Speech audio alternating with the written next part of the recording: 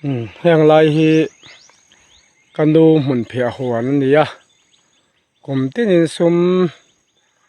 sing ngam za ti chela lot be thina kumin tha ani hi kum som sari mi vel ni to pitar thok be tok tok a ten mun phia hi la be thin ni pase kumin thal khan ngam boza ta ke ka se shalna sarkari na sayang khana omle ta si lova hei tiana mun phia hral thei lo hi lo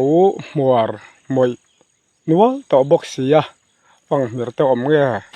hei ten hal taringot pe ya tham chunga poda hlei thei lo eng baza ti hian la chua ka pona da in a hala alaina tamang rang khop pe ya hei ti hian mun phia ke rosa le abuak vai sa thlap hral mai thei turang chi kha ania ti hian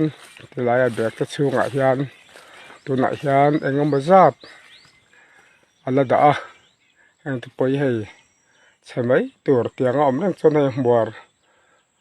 kuang lam phei chu muar war to meya tin ina khian phia engam bazat ala nei boka thalna om lo he tila hian min khaza hian hal boka